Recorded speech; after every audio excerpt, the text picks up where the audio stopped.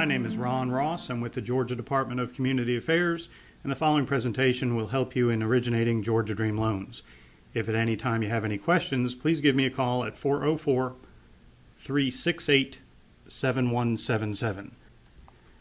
As a general starting point to originate Georgia Dream loans, it's very helpful to have the brochure, a current copy of the seller guide, making sure that all the rules, regulations, and current guidelines are followed, the checklist and forms, and a password. And these passwords to get online to register your loans are issued by your internal lenders. We do not issue these passwords for you. You would need to contact somebody internally with your lender to get your own individual user ID and password. It is also very, very helpful, in the screen a little while later we'll show you how to register to receive our rate sheets, to make sure that every Thursday you're up to date with the most current information regarding rates and any guideline changes. It is very, very helpful when starting the process to make sure that your customers have the Georgia Dream brochure so they're up to date on the most current general guidelines and how to qualify. They also have to go through homebuyer education at some point during the process. These certificates are good for 12 months, so it's generally accepted pretty helpful that if they do the education part as early as they can, then they can spend the rest of the time making sure that they're getting their loan approved. Are responsible for the underwriting and loan approval. We're certainly here to help with overall guidelines, make sure they qualify for our program, but the process itself is going to follow regular internal lender guidelines. We do not underwrite these loans. Once you have the loan approved and once you're ready to register the loan, you go to our website. A screen a little bit later will show you how to do that and register and lock in the loan. Regarding the down payment assistance, if you're going to use Georgia Dream down payment assistance, it has to be with the Georgia Dream first mortgage, and it cannot be layered with any other programs. So if somebody wants Georgia Dream down payment assistance, the only first mortgage that you can use is our first mortgage at our rate. If your customer is looking at another source of down payment assistance in the area or around the state, you can look at our first mortgage only with another down payment assistance program, but again, these cannot be combined. Please call for any additional information there.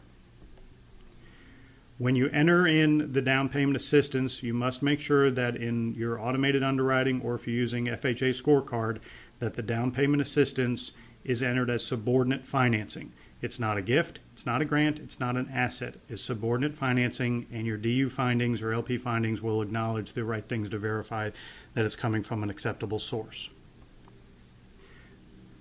One of the things that people seem to struggle with is making sure that the loan amount is correct and reflective of the minimum investment that the customer must have in the transaction, which is $1,000.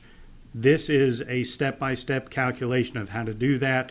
There also is an Excel spreadsheet on the website that helps you calculate these maximum loan amounts. But be very, very careful with calculating the maximum loan amount, because it calculates to the penny.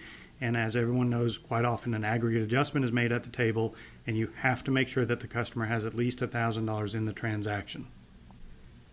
When it comes time to prepare your good faith estimate and the HUD-1, a couple things to keep in point. All third-party fees, appraisals, credit report, attorney fees, so on and so forth, they stay the same. There's no need at all to change any of those. When it comes to the origination fee, we do allow up to 2% in origination fee, cannot charge a discount point. So per our guidelines, you are allowed to charge up to 2%. Please check internal guidelines. Many lenders who are partners with us have limited their originators to charge only 1%, even though we do allow up to 2%. If you're doing a 203K loan, then you are allowed to charge the reasonable and customary extra charges that FHA 203K loans allow. Keep in mind, as I've said all along, customer has to have $1,000 in the transaction. You could get cash back at closing, however, the customer must net in $1,000. The maximum tax service fee is $67. You can close a loan as an interest credit. Please refer to section 312.2 in the seller guide, or give us a call to help you do that. RESPA announced some changes to how to close these loans.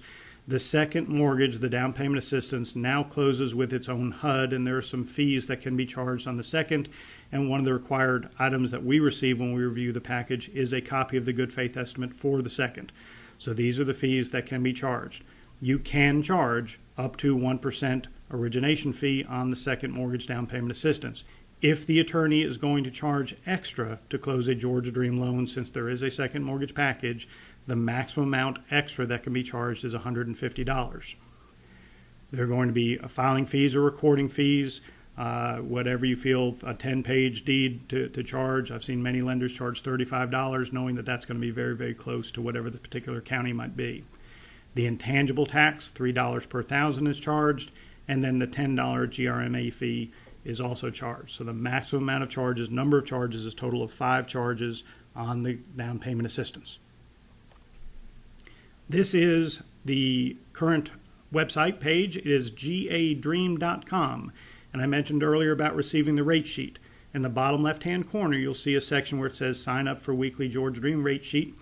And you enter in your email there. You'll be asked to confirm it one extra time. And that way, every Thursday, you receive the rate sheet. And the most important part about that is to look through it and see if you see anything where it says update or pending changes to make sure that you're always up to date with our current guideline. This is also the links to all our information. There's too much information to go into in this brief presentation. So as you go through the different links, if you have any questions, please give us a call. After you reserve the loan, you need to generate your DCA Georgia Dream documents. So there'll be another presentation on how to reserve a loan, but once it's reserved, the tabs across the top, the middle one says loan status, and you would click on that one, and you should see all the loans that you have reserved at that point.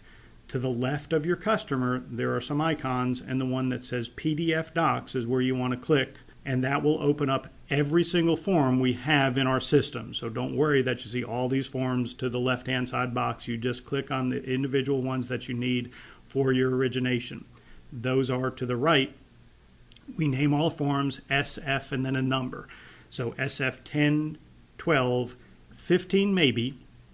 You need the SF15 if you have an adult household member who's not on your 1003, then that adult household member has to fill out that form to tell us what the income is.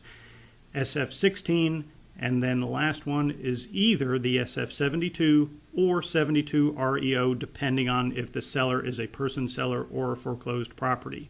The last form you need is not an SF form, it's just a household income worksheet. So once you check the ones you need, you click on the tab at the bottom where it says Generate Documents, and then they'll all come up for you. You hit the button that says Print All, and they open up as a PDF form that you can type into, but most people at that point just print them out and fill in the rest of the information.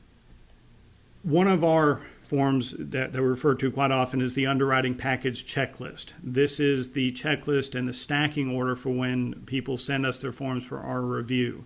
The Georgia Dream documents are only the first 8 things on that list. Everything else should be on a file anyway.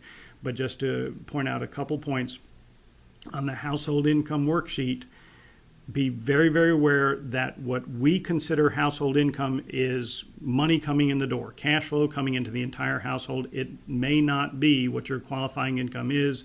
There are 3 ways to calculate the household income. If you have any questions on which way and which is the fastest one to use, give us a call for that.